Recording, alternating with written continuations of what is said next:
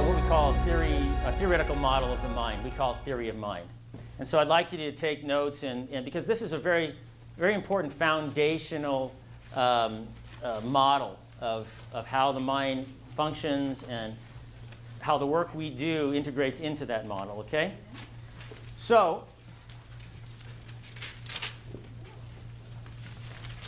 I was hoping for a better circle. That's more egg-like, but sometimes I do a pretty good job.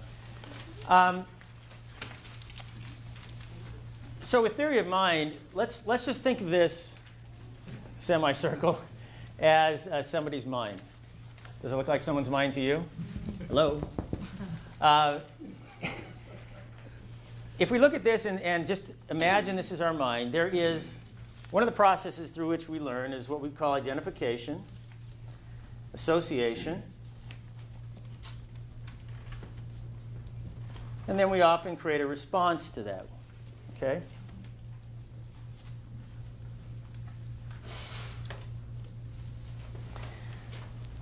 So let's think about in life how this applies. An example would be something like you might hear a specific song on the radio. What happens sometimes when you hear a song? What does it do inside?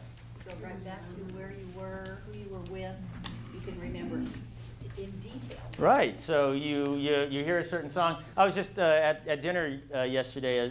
A student happened to come in where I was eating, and we had a chat, and she said, I was so excited, I was driving here, and this certain song came on, and she was talking about how it lifted her spirits and how she got all excited because of the song. And this kind of thing can happen. We identify that song, we associate it, as you were saying, with a certain moment in our life or something of that nature, and then we have a certain response. Sometimes it's an emotional response, something of that nature. Of course, that happens with our other senses as well, correct? It could be something like a smell, as an example. I mean, just to give you a little personal anecdote here, I guess, my mom wore this specific cologne that was called Ginate. Very, very unique scent. I don't think it was too expensive. Anyway, but, to this day, if I smell that, it's like identify this cologne, associate, Mom, and my response is I think of her and I have a warm feeling and it reminds me of when I was a kid. Or the smell of fresh cut grass. Does that bring up a memory for you? For me, that's a really strong one. I remember where I grew up and the first time I smelled that. So this is an obvious process through which we can associate so many of our senses. So when we're born, if we think of this as our mind again, there's part of the mind that is already wired and functioning. And we're going to call that the primitive area.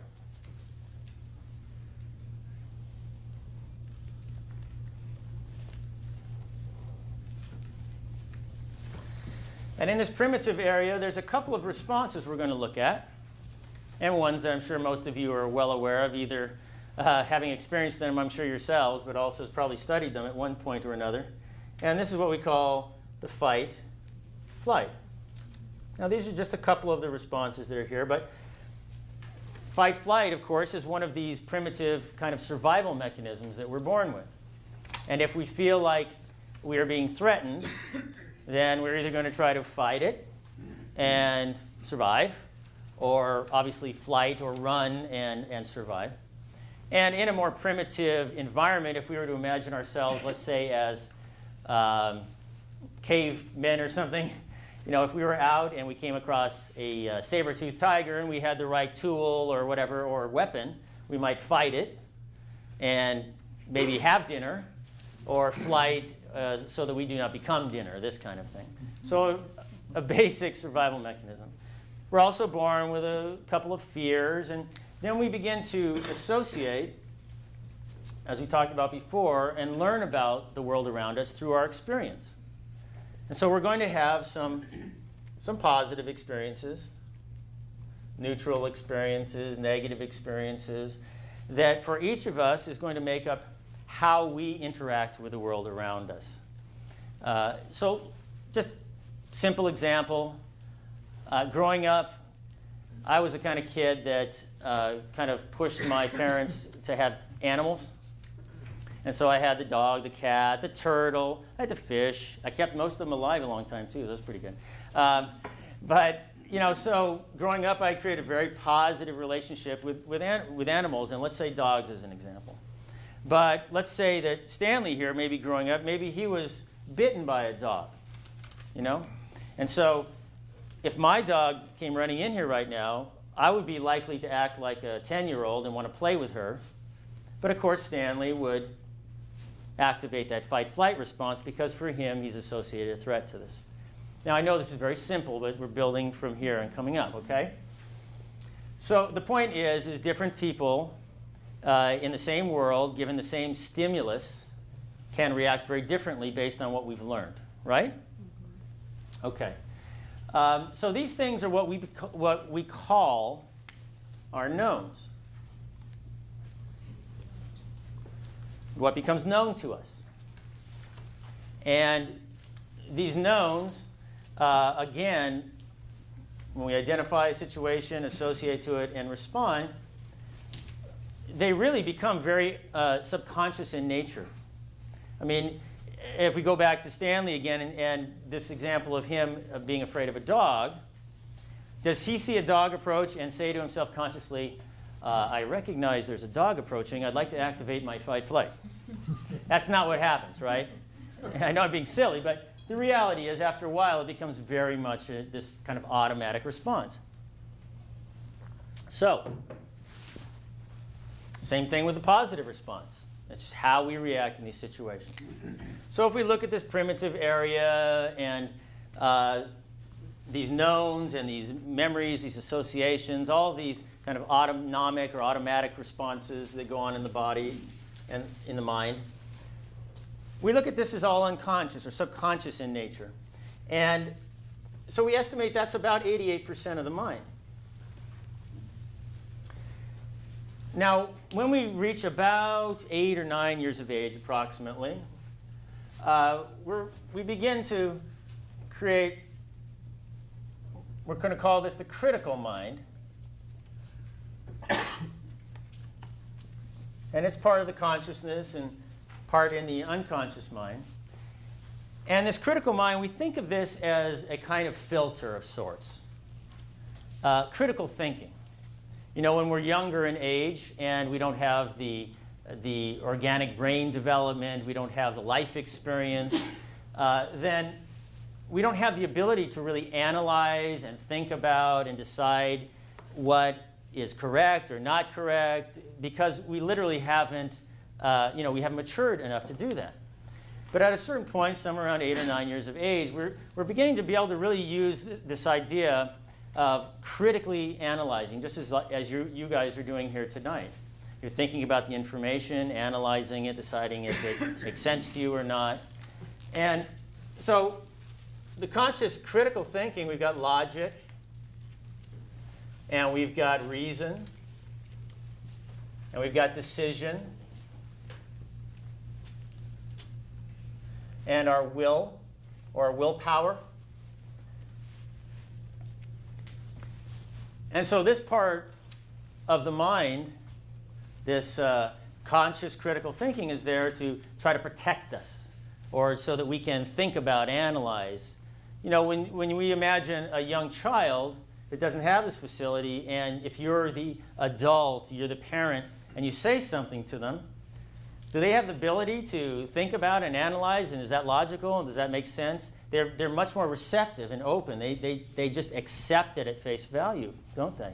Until the ability is developed both through brain development and experience and learning about life. And so we have this critical facility that becomes available to us. And so we're looking at this as about that other 12%. What's important is that we understand how these two can interact and why, at times, this can lead someone to come to see us in the work we do, or other therapists. So 12% includes critical mind? 12% is the conscious, which includes part of the critical mind, and 88% is the unconscious with the other basically half of this critical mind. We're going to get into a little more of that in our next class in terms of the detail. So let's look at some examples of how this interaction can occur. And I'll just pick out names and pick on people, so hopefully you're okay with that. Nathan. So let's say Nathan, and who can I pick on? Roberto? Okay. So let's say they're in class together, and one day they're coming into class, and they decide, let's get together for dinner before class. And Nathan's been on this health kick. And so he's been eating well, getting rid of the refined carbohydrates and the excess fat and all of this, and he's feeling good, working out.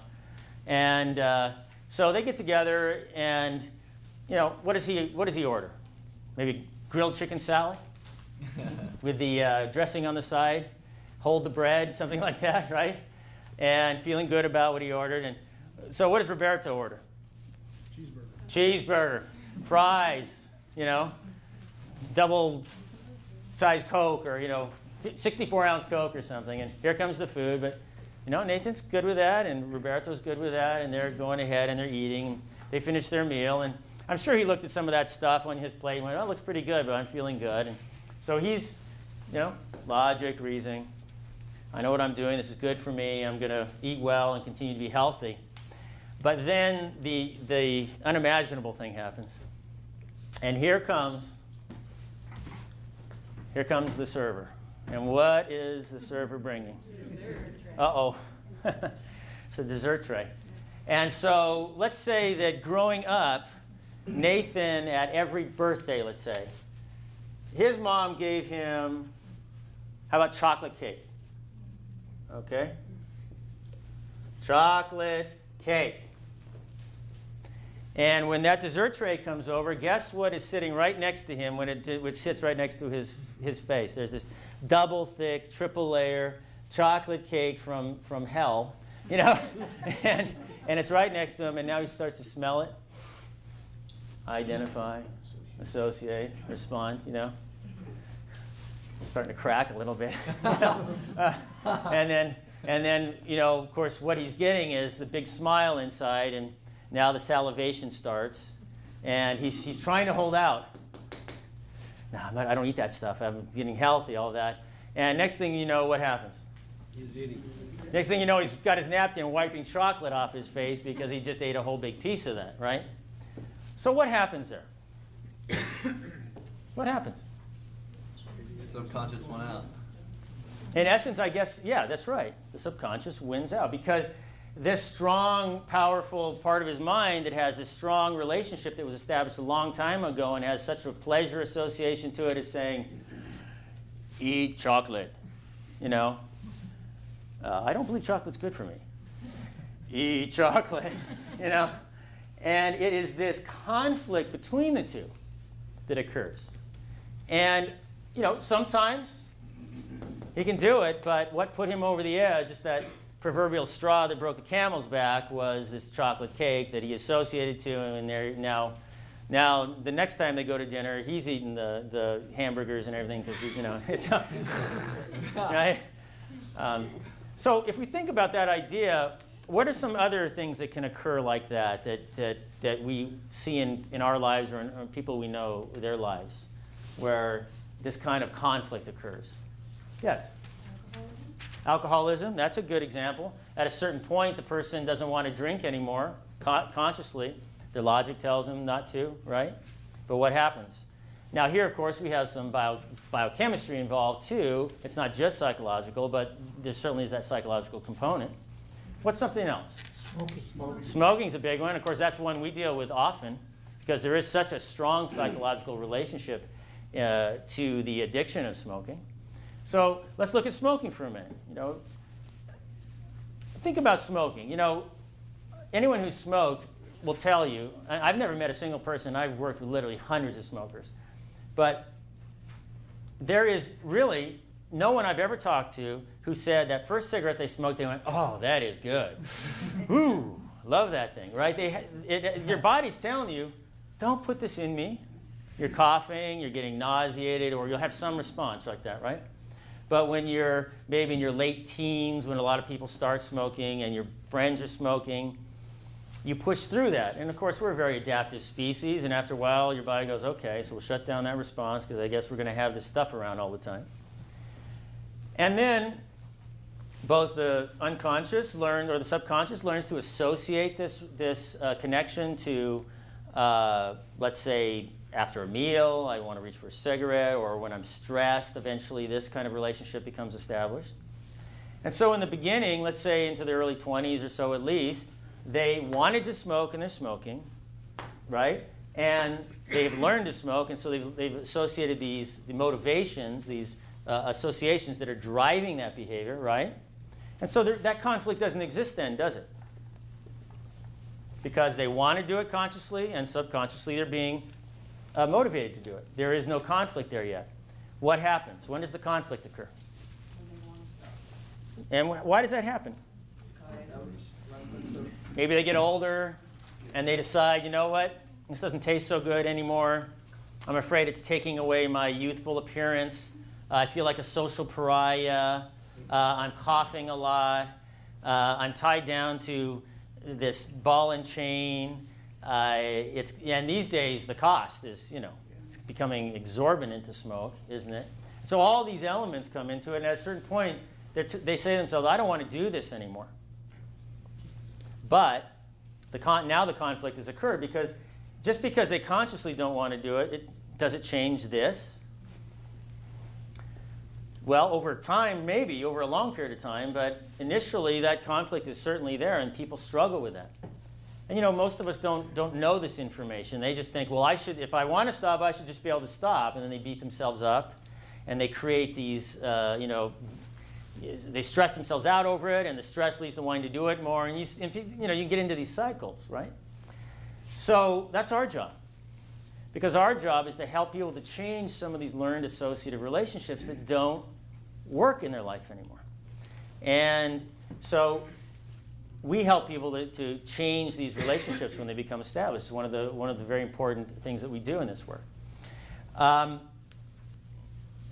So we talked about the eating and the chocolate cake. I remember a case that my mentor in this program years ago told me about a young woman who came in who was in a relationship, and she kept sabotaging it. This is another thing that can happen.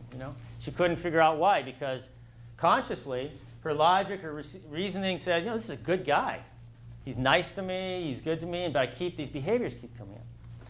And what she uncovered was the fact that this guy in her life was an actor. And in her family growing up, her father was an actor, and her mother used to always say to her over and over again when they get in a fight, whatever you do, don't ever marry an actor. And so this kind of conditioning and this negative actor.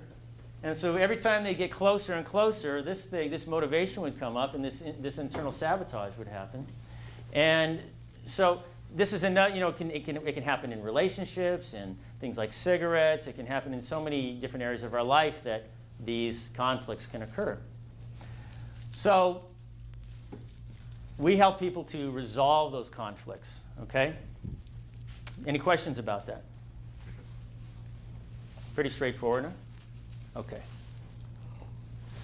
So in our daily lives, we have a lot of information that we process.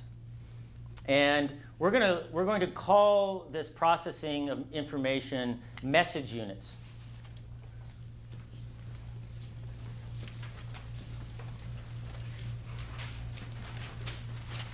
Message units. And we're going to focus on four elements that relate to these message units. And one would be the environment. So I'm just going to put E and V for the environment. Our body. Our conscious thinking, and our subconscious. Environment, body, consciousness, and subconscious. So what can happen with these message units is that we feel like that the critical mind is kind of like this cup that I've been drinking out of, in that it has a certain capacity. And let's just say that capacity was 1,000 message units. And the idea is that when we start to process a lot of information, there's a point at which we can become overloaded. You know, it's like filling the cup up, and if right at the top, if I put one more drop in there, it doesn't go in the cup anymore, and it just goes on the outside, right? And so when we have this overload that occurs, this critical filter begins to break down because it can't filter anymore. Trying to stuff too much through the filter, and it's not there. Now, you know, I'm sure probably everyone in here at one point or another, and probably it's a fairly common thing, is you'll say, I'm feeling overloaded, or you know, certainly you've experienced that sensation, right? It might have been a difficult day at the office, and you go home and something's not working, or just the stress of day-to-day kind of building up issues with sleep, things of this nature. And at a certain point, we just can't process anymore. And so let's look at an example of something like that can happen. Let's say that I have a client coming in at 9 o'clock in the morning. And so I have to get up at about 8:30, about 7 o'clock or so to get in here.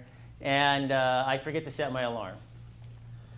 And so I wake up, and I've got a client at 9, and the clock says, 8. What's going to happen right in that moment when I see that clock? Yes. First thing is, uh-oh, right? So first thing is I see that number, and my conscious thinking starts going, uh-oh, I'm going to be late, right? And I start to worry. Message units flooding in, right? And it's cold outside, and so as I get out of my bed, that cold air hits me, and there's messages through there, and then I kick my dog's toy, and it stubs my toe, and now I'm hopping, and so now I have more message units, and all the while my subconscious is probably trying to get me to the coffee pot or the bathroom or something, right? And I go and get in the car, and it's a bad traffic day, and I'm going to be late, and I'm worrying, and it's cold, and my heater's not working, and all these things are going on as an example. 1 second, I'll get your question. And we can reach a point at which all of a sudden I'm driving to work, but I'm not really aware I'm even driving to work. Anyone ever experienced that? Yeah, it's like, well, how did I get here? What happened? Yes, you had a question. I was going to ask, at that moment of the when you made a decision that it's going to be a bad day, can you also say, you know what, it's going to be a tight schedule, but I can do it? Sure. Operate from that point? Sure. Is And that a possibility? oh, yeah, sure. You could have a positive or negative, optimistic outlook or a pessimistic one, certainly. But in either case, it's still processing information. It's like we talk about stress. Stress can be good or bad, but it's still a lot to deal with, You're buying a house, and it's a wonderful thing, but going through that process is usually not fun, right? So whether it's a positive way you frame it or a negative one, still you're dealing with thoughts, ideas, information. And we'll just look at those, whether they're good or bad, or positive or negative, optimistic, pessimistic, is messaging. It's just more information we have to deal with. So we can get to a point at which we can overload this critical thinking. And now the filter's not operating well, if at all. And so in essence, it's kind of like we've opened up this filter. And if we remember what we talked about earlier about a child that grows up early on and doesn't have the filter, they're very open, very receptive, aren't they? Because they don't have that ability. And when our filter breaks down, then we're not filtering anymore either. And there is more of an openness. And so the negative ideas I have, or positive ones, now are being more readily accepted in the unconscious without this filtering process, to look at it, analyze it, decide if it's going to accept it, vent it, either way, right? So, we have this overload of message units that leads to the breakdown of this critical filter. And when the breakdown of the critical filter happens, it triggers a fight-flight response, because now our critical filtering is breaking down, and it triggers fight-flight. And we become what is commonly referred to as hyper-suggestible. Very suggestible, right? Now, how often does something like this happen in our daily lives? It can happen a lot. But, if we're not aware of it, because it's just what we have to deal with in life, then we're walking around how? Hypnotized. An automaton. No. Yeah, you're in a hypersuggestible state, or as you say, hypnotized. Yeah. Right. So is that why they put billboards on the freeway? Because everyone's so overloaded that then you're like, wow, if I drink beer, women will really think I'm cute. That's not true. I mean, because that makes sense to me. Then you're like, Well, if we really get down to the nitty-gritty here, of course, all advertising is about suggestibility and about making people suggestible to whatever the product is through various means. And certainly in our society, I mean, all we have to do is look at the U.S. And statistically, we work the most hours. We often sleep the least hours. We take the least amount of vacation. And so basically we're what? We're just stressed out and overloaded a lot of the time. That's a reality of what many of us are experiencing. And so, with all the other things going on in our world at different times, there's always lots of things that are potentially creating this kind of overload within us. So if we think about, I talked about the idea of driving to work, but I'm sure many of you can relate with the idea of driving home from work is more common. You've gone through your whole day and you've dealt with all this stuff, and now you're driving home, and you don't remember the drive. I mean, there's times when you'll be driving and you miss a turnoff, right? And how did I get here? I mean, and so your mind was off somewhere else, and you were just driving. You wonder who's driving the car, don't you? I hope my subconscious is a real good driver. So far, it's been pretty good, but understanding this also gives you the ability to understand when it's happening to you and also take charge of it more. And you can learn how to be less overloaded, quote unquote, or when you are, what to do to become more in a more aware, conscious state. And these are some of the empowering tools that you'll learn, not only for yourself, but also, of course, for your clients. And again, in our society, these tools are very valuable tools for people. We often see people who we have to dehypnotize before we can do anything else with them. When we go to a movie theater, as an example, my brother's a film director, so we talk about being in the same business all the time, except he gets paid a lot more than me. But why does he make a film? He produces a film to entertain people, and so that when they go and sit in a movie theater, they can become suggestible to that information, and that they can have these responses that are about entertainment, right?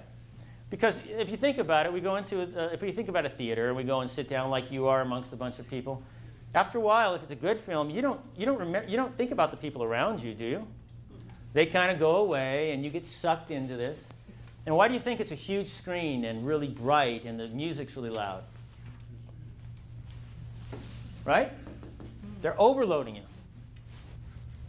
What did they used to do in movie theaters? They would put in these little ads in there, wouldn't they? Like they cut one frame in of a Coke can or something, and it was so fast that you couldn't consciously pick it up, but subconsciously you would, and their sales of Coke would go up.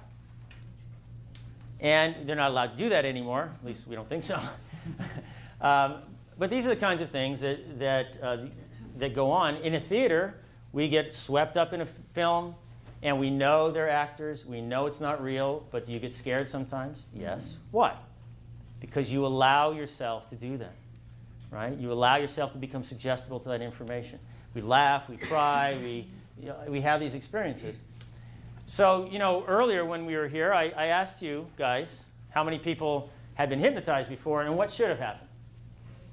Everyone's hand should have gone up, right? This is a natural state. It's a state we're going to experience in life. We learn how to use this as a means of creating change in these conflicts that can occur between the consciousness and the unconscious. And there's some other things we also do with this, but that's a real primary application of these tools. And so it's really not so much about can I be hypnotized or not. Because, again, we experience that in our lives very commonly. Question about that? Yes? Could you define the role of the critical mind again? Think of the critical mind like a filter. Okay, so whatever's coming in, whatever you're like right now, you're listening to me, you're looking at the diagrams I'm drawing, and you're analyzing it. Does this make sense? Is it logical? Can't read logic anymore, but is it logical? Is this reasonable? You're deciding whether you're going to accept this information or not. And if you don't, not going to accept it, right? When we don't have that capability anymore, and then that information's coming in and you are overloaded, then you're less able to analyze and filter, and in a sense, we call it kind of a protective mechanism that we learn in life. And so when we become overloaded or go into, as we've talked about, hypersuggestibility or hypnosis, we open up this pathway into the unconscious where this critical thinking doesn't distort or diminish the idea, or accept it or not. It is allowed to pass. Okay? So when we think about this definition, one second, when we think about this definition of how hypnosis is being created here in this situation, and how we are going to learn to create it in our hypnosis work we do as well, I want you to write this down, that hypnosis is created by an overload of message units. There's 5 elements to this. So it's overload of message units.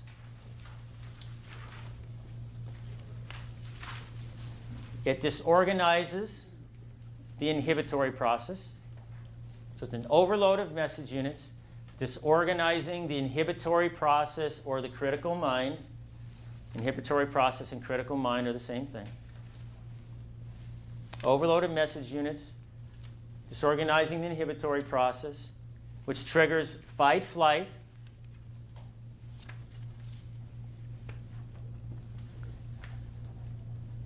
leading to hypersuggestibility and access to the subconscious mind. This is a definition of how hypnosis is being created.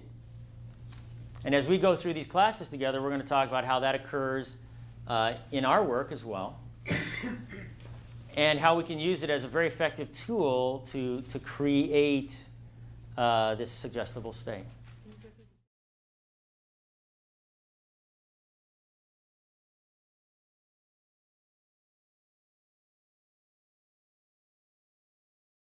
It's called Ginate. Very, very unique scent. I don't think it was too expensive. Anyway, but to this day, if I smell that, it's like identify this cologne, associate, mom, and my response is I think of her and I have a warm feeling and it reminds me of when I was a kid. Or the smell of fresh cut grass. Does that bring up a memory for you? For me, that's a really strong one. I remember where I grew up and the first time I smelled that. So this is an obvious process through which we can associate so many of our senses. So when we're born, if we think of this as our mind again, there's part of the mind that is already wired and functioning. And we're going to call that the primitive area.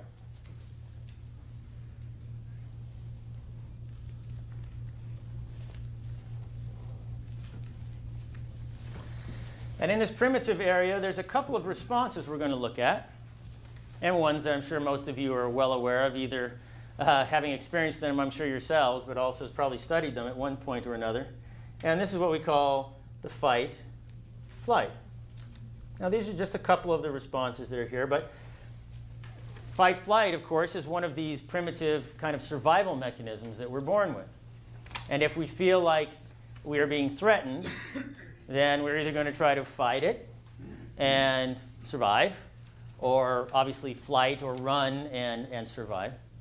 And in a more primitive environment, if we were to imagine ourselves, let's say, as cavemen or something, if we were out and we came across a saber-toothed tiger and we had the right tool or whatever, or weapon, we might fight it and maybe have dinner, or flight so that we do not become dinner, this kind of thing. So a basic survival mechanism. We're also born with a couple of fears, and then we begin to associate, as we talked about before, and learn about the world around us through our experience. And so we're going to have some positive experiences, neutral experiences, negative experiences, that for each of us is going to make up how we interact with the world around us. So just simple example. Growing up, I was the kind of kid that kind of pushed my parents to have animals. And so I had the dog, the cat, the turtle, I had the fish. I kept most of them alive a long time, too. So that's pretty good. But so growing up, I created a very positive relationship with animals, and let's say dogs as an example.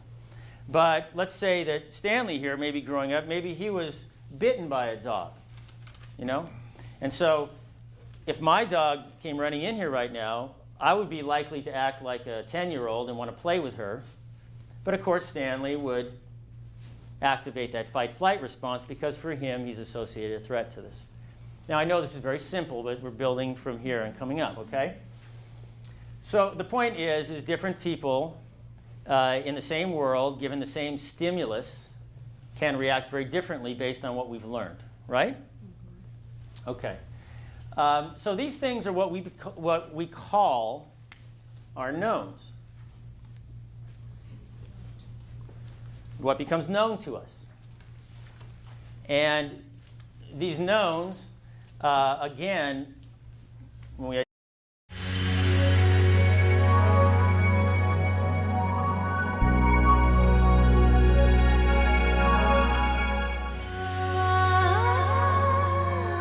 this is what we call a theoretical model of the mind. We call it theory of mind.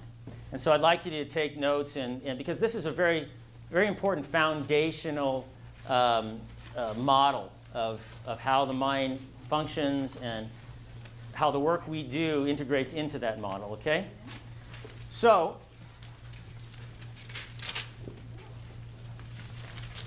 I was hoping for a better circle. That's more egg-like, but sometimes I do a pretty good job. So with theory of mind, let's just think of this semicircle as somebody's mind. Does it look like someone's mind to you? Hello? If we look at this and just imagine this is our mind, there is one of the processes through which we learn is what we call identification, association, and then we often create a response to that, okay?